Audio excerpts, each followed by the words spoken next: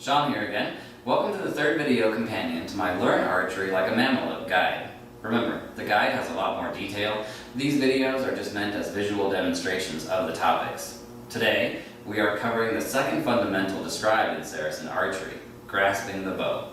For today, we will need our string and bow. You will also possibly need some scrap fabric or a piece of leather. You will also find a large mirror very helpful. Let's go ahead and demonstrate the information from the guide, but before we pick up our bow, let's take a look at our hands. Take a look at this fleshy bit here, between the base of your fingers and your palm. If we just set the bow against our hands and wrap our fingers, we'll end up trapping that bit of flesh between the grip and our fingers and pinch it, like you can see here. Instead, what we want to do is bend the hand a little bit, use the grip of the bow to press that bit of flesh toward the palm, then we can wrap our fingers, no problem. Now look at the back of your bow. This is described as the middle of the grip's back. The sides are here and here. To start with, line the middle of the back up with an imaginary line drawn through the middle of the proximal phalanxes of your grasp hand. Make sure to press that bit of flesh towards your palm. Next, curl the little finger tightly, the ring finger a little less tightly, and the middle finger still a little less. Leave the index finger and thumb open for a moment. Take a look at your wrapped fingertips. If they are touching your palm like you see here, your grip is too thin for your hand. Pause the video, go away, and wrap it in fabric or leather until you can do this first step and end up with no more than half a finger width between your fingertips and palm. For now, I'll switch to a bow that's already wrapped. And you can see now my fingertips aren't touching. This is just an old t-shirt cut into strips as a temporary fix. Let's finish the grasp. Get the 3 lower fingers set, lay the index finger just beyond the middle of the back, then lay your thumb into that space. Tepat says that the index finger should not be gripping tightly. It needs to be relaxed.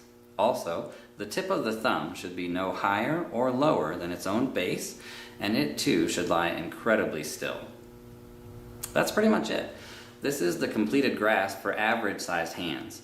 The guide has more information on modifications for different hand sizes, and I'll repeat this one a couple of times here real quick.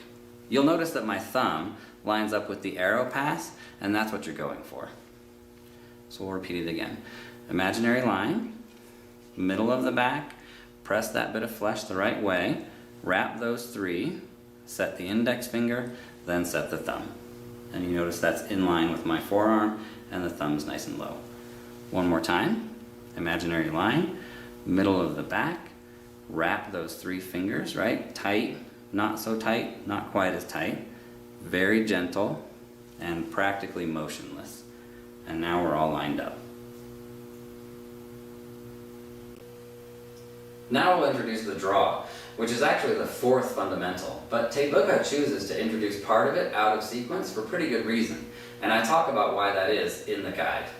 Remember, at this point, we're actually not working on the thumb lock yet. We're just trying to get our body used to handling a bow, and we're setting a foundation to build on later. For the beginner's draw, what I recommend is set the grasp according to the way that you just learned. Now, reach your arm out to your side, and check that your shoulder, elbow, and wrist are all exactly level with the ground. And I do mean exactly. Tepat hammers that point several times throughout his manuscripts. Once you're set and things look good, because hopefully you're standing in front of a mirror, go ahead and take 3 fingers, reach out and grab the string at about the level of the arrow pass, and pull back until your fingertips reach about the level of your earlobe. Check your form in the mirror, and once you're set, go ahead and relax. Now, right here is where you're going to find out just how oblique you can get. If you remember from the guide, a more oblique stance is better because that helps you get a longer draw. But that's going to depend on your body type. Skinny guys like me with long arms can get very oblique. But if you're more muscular, or you have body parts in this area that you'd rather not have get involved with the string, you're going to have to make some adjustments. But keep in mind, no matter how much you rotate or open your form up from oblique to a bit more square, keep your joints, hands, arms, everything really exactly in line with the ground. Now, Tate Bookhouse recommends practicing your grasp and draw over and over and over again until it's second nature. So to that end, what I put in the guide is that you should set your grasp without looking, reach out to the side, make sure everything's level. Now check your grasp and your alignment. If everything's good, reach up, grab the string, draw back to your ear, check the form, relax, let go, set the grasp again without looking, reach up, check it in the mirror, and draw. And just do that over and over again. As an alternative, most Mamelukes were famed to be just as good with their left side as they were their right. So, an alternative could be to actually switch back and forth from one side to the other. That would look like this. Set your grasp, reach out, get everything aligned, draw, hold on to the string, switch, set the grasp without looking, reach out, check your form, draw back to the ear, and we'll just switch back and forth a couple of times. We'll try to show you as you get the hang of it. You can do it more quickly. But really try to set that grasp without looking at it, and only check your form as little as you have to. Okay? Switch back and forth. I cheated.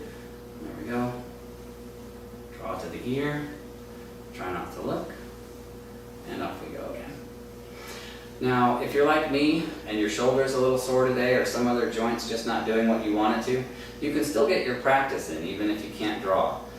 Go ahead and set the grasp without looking, extend and check your alignment, and then really quickly set the grasp without looking and just keep going back and forth as quickly as you can. So just do that a couple of times here. The goal is to repeat this process over and over again until you almost can't even pick up the bow without setting the proper grasp on it, and you want to make sure your draw is basically like a balance beam from one side to the other, as level as possible. Alright, I'm going to go ahead and stop this video here and go off and actually practice this myself until I feel like I'm ready for the next fundamental. I really appreciate you guys coming along for this one too. Any questions or comments, feel free to add that below, and we'll see you next time.